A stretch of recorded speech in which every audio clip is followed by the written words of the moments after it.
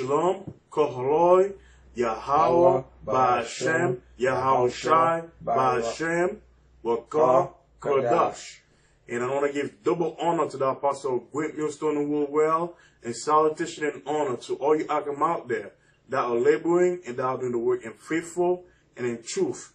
And the title of this lesson will be War is Coming to Babylon. And this is the Gemini Boston camp. You know, me, Michael Allah, and Dawad. And Dawad. And I'm going to start off with Luke chapter 21, verse 9. And the part of the walk will take it from there. And he says in Luke 21 and 9, but when ye shall hear of war and commotion, be not terrified, for these things must first come to pass. Yeah, when you hear of wars and rumors of wars, you should not be terrified, because those are the things that have to come to pass so that the scriptures will be fulfilled. And he said, for these might come to pass, but the end is not by and by. Then said he unto them, nation shall rise against nation. Yeah, nation shall rise against nation. We're seeing that today. Go ahead. And kingdom against kingdom. Yeah, we have kingdoms rising against kingdom. We have the USA against Venezuela. We have the Russia against USA. You got Iran against, and now so on, so on, so on, and so on. Because yeah. You know, even China is having an issue with the United States. Yeah. You know, so this is that great war. You know, that's getting ready to happen. You know, nations are starting rising up against one another and preparing for battle. Yeah, kingdom is coming up against kingdom. Exactly. You know, and the one that's gonna cut up in a crossfire is gonna be this country, which is Babylon, which is known as America. And I'm going to bring out in Obadiah, you know, just a quick verse, Obadiah chapter 1, verse 7. And he says, just give me a minute.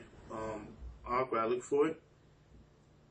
Okay, Obadiah 1 verse 7. This is what it says. All the men of that confederacy have brought thee even to the border. Yeah, everybody that is with you, everybody that you thought were with you, is bringing you to the border. They're ready to fight. The men that were at peace with thee have deceived thee. Yeah, those people who you look upon as your ally, those people are ready to put a sword in your back. Exactly, and that is like what's going on to this very day. You know, allow this nation all ready to put a sword, like the brother said, in your back. Because not many countries are with America 100%. You know, you got a lot of countries who are thinking about leaving the NATOs. Not everybody want to be part of the NATOs anymore. Why? Because they don't want, they want to remove America. It's part of prophecy, you know, and prophecy being fulfilled, and also the fact that everybody hate America because America, you know, look down on everybody else. They set themselves to be above everyone else, and they could just walk in anybody's land and do what they want. That's why right now a lot of nations are mad. Oh, they're the bully on the block. Exactly. They think everybody has, slap everybody as much as they can. One of these days, somebody's going to slap back. Exactly. Or at least more than one nation may slap back. Exactly. Everybody's gonna line up to bitch slap America. Yeah. You know, because that's what's getting ready to happen. People are getting fed up with America. You know, people don't like the idea how America could just walk in and force down democracy down their throat. You know, people are getting tired of that shit. And he says in Joel chapter 3 verse 9, because that's why everybody now are gearing up for war. He says, Joel 3 and 9, he says, proclaim ye this among the Gentiles, prepare war, wake up the mighty men, let all the men of war draw near, let them come up. Yeah, all the guys that have the weapons and the various things that can destroy other countries, they're telling you, get yourself together and prepare for war. Prepare to destroy whoever is in the way. Exactly. And that specifically might mean the United States, because they are interfering in everybody else's business. Exactly. They're the only nation, you know, that like the brother said, that are interfering. When you have all nations going to fight each other, but the main target is going to be America, right? Because America is the only one don't like to stay at home. They like to go out there and cause trouble. You know, they never like to mind their own business. Everywhere, wherever there's a situation outside the world, you will always find America here at the center. You know, that's what people want to get rid of America. And he says, beat your plowshare into sword and your pruning hooks into spear. Let the weak say, I am strong. Yeah, the people who at one time were afraid of America, today they're standing up and they're saying, hey, no more. For instance, you've got Venezuela. They're saying, no more. We don't want you here. Get out. Exactly. You know, they don't want this country here. And I'm going to bring out in Ezekiel chapter 38, you know, verse 1.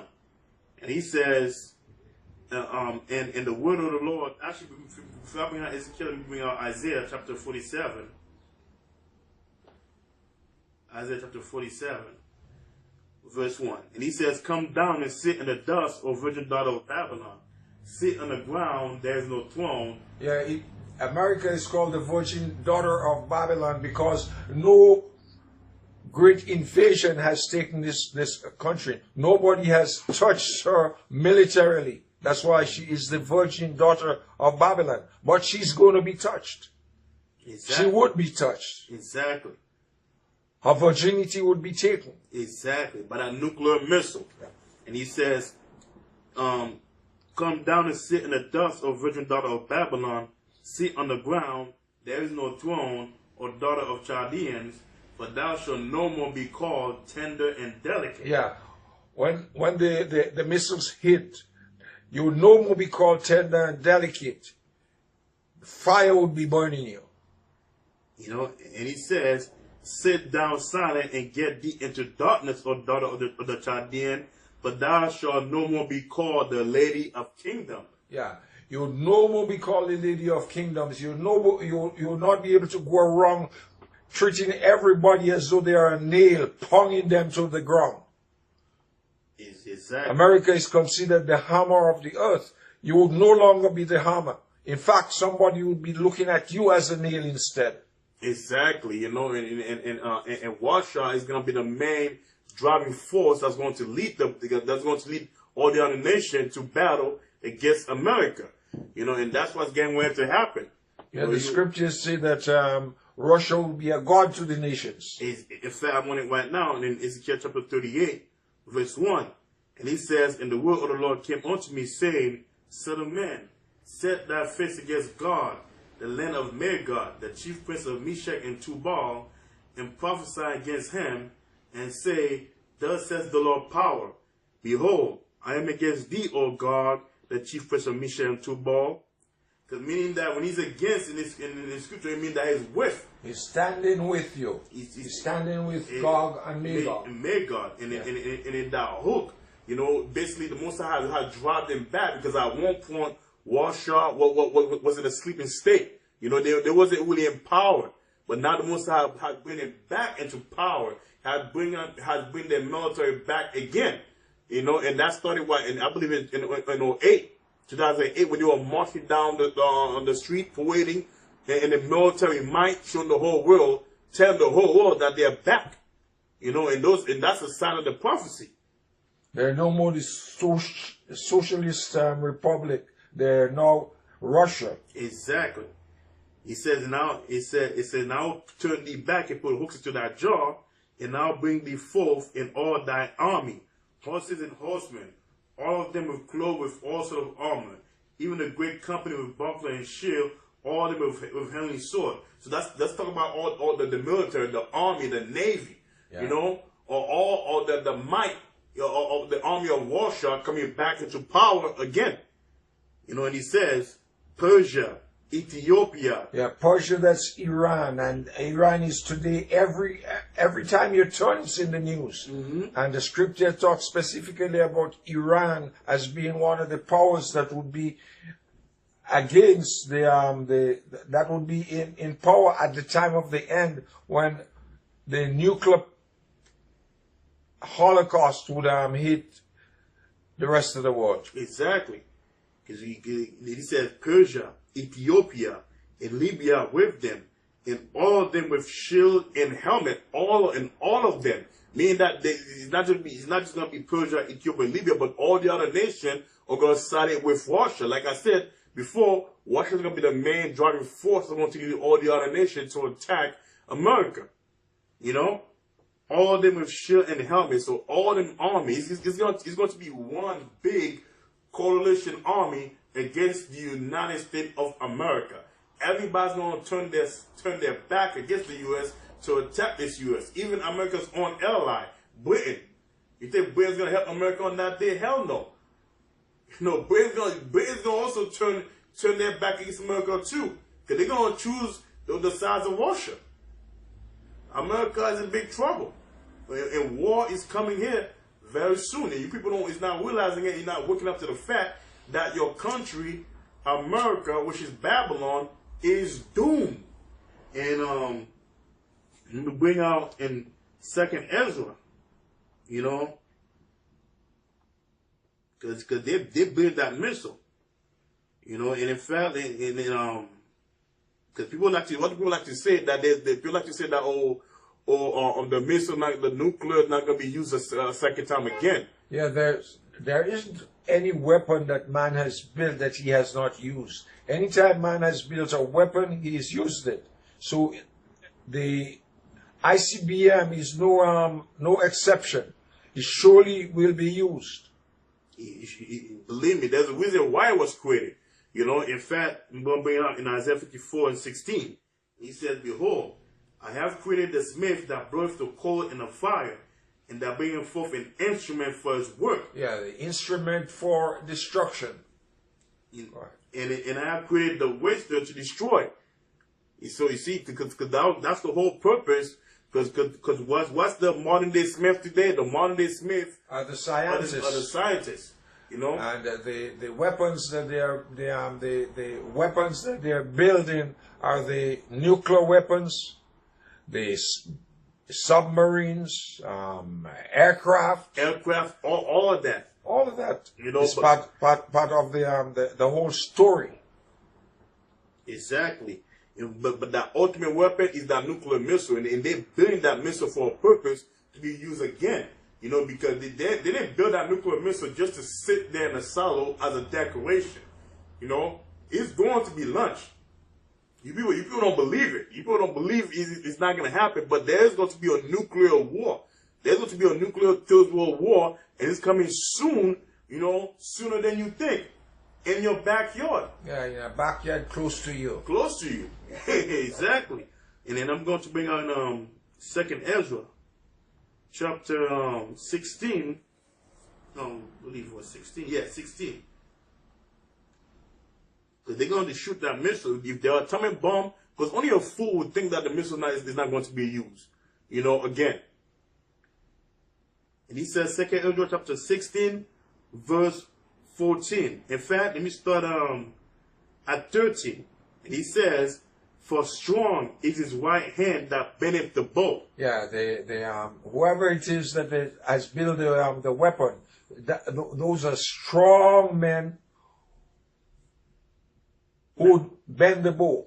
His arrow that he shooteth are sharp and shall not miss. Yeah, the arrows are sharp and they shall not miss when they are shot from the ends of the earth. You see, it said it shall not miss. Now, usually, when somebody shoots an arrow, you could dodge it. But in that modern day arrow, the nuclear missile is designed to follow its target. Whatever the target moves, it will follow that target. So it will not miss. And he says, when they begin to be shot into the end of the world. The end of the world. When you look at the scriptures and you talk about the end of the world, you're talking about the United States, because in olden time you had only one inhabited part of the earth. It was what we call the old world. Mm-hmm. When America was discovered, that became the new world, and it is on the other side, which is the end of the earth. Exactly. And he says, behold, the plagues are sent and shall not return again. And what do you think those plagues are? Those plagues are the weapons the nuclear weapons that are being shot. Exactly.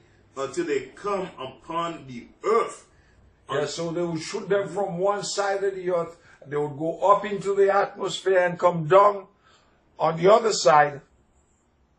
And also too, there's that warhead. Because when that warhead hit, as missile descended, like 4 or 5 missiles could come out of one missile, and it hit all the designated target. It's going to be a horrible sight to behold when that missile hit his target. And he says, right here, read it again. And he says, until they come up, he said, behold, the plagues are sent and shall not return again until they come upon the earth. You know, granted, of course, you're gonna have like certain part of Russia, Germany, and China that's going to get hit with a missile too.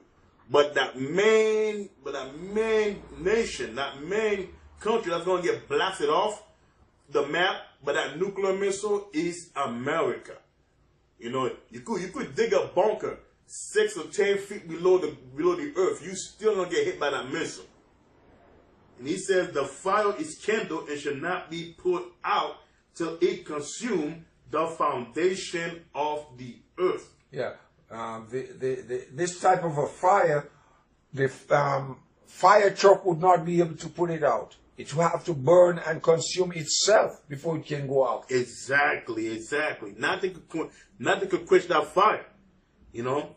And he says, like as an arrow which is shot like as an arrow which is shot of a mighty archer, returneth not backward, you know, because when you shoot an arrow, it's not going to turn back to you. You know, back then when you shoot an arrow, does it come back? No. Now he says, even so the plague that shall be sent upon the earth shall not return again. Because when Esau pushed that button, when that button is pushed, you cannot reverse it. You cannot reverse it. It's just going to keep on going until it reaches its destination. There's no reversing the process. And there's no reversing the process. There's no calculation or button you can press. That would bring it. That would call it back. That call it back, you know, or shut the missile in the air. You're not going to be able to do it. You know, because once that button is pressed, that is it. It is the end game. It is the final countdown for America. And once you reach down to 0, that's it for America. It's done. You know, this country will turn to nuclear dust. And he says, like as an arrow which is shot of a mighty archer, returning not backward, even so the plague that shall be sent upon the earth shall not return again. And he says in 2 Ezra 16 and 17, woe is me. Yeah. Esdras was looking at the thing as though it was happening in today, and he was wondering, what would happen to me when this happened? So Esdras is on the earth today, according to reincarnation. Exactly. And he says, because the missiles that he saw, that he was afraid of, are here today. So when it's shot, he would be one of the people who would be saying, what would happen to me? Exactly. And he says, woe is me, who will deliver me on those days? Yeah. You know, because he's seen the vision. You know, he's seen the future. The Most High, you know, show him what's going to happen in the future. And that's scared. I'm sure he got really scared. Actually, he got scared. That's why I said, woe is me. He panicked. He got scared.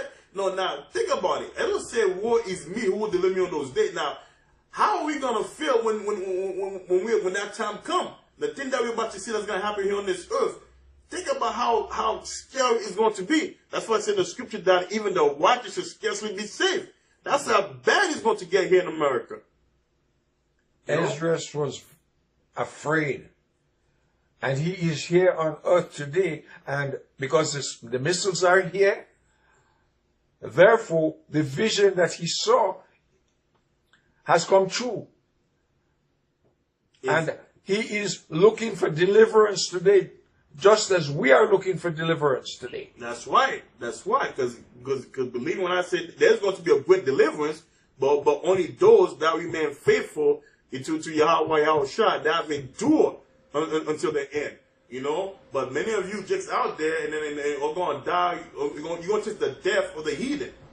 You know, and they're going to be a draft too. A draft is coming. You know, there's going to be a draft, and I'm sure a lot of you are going to try to escape to Canada. Well, guess what? You can't. You're not going to be escape. able. You can't escape because they're going to pick you and draft you to that war. That there's going to be a great war that's coming, a third world war.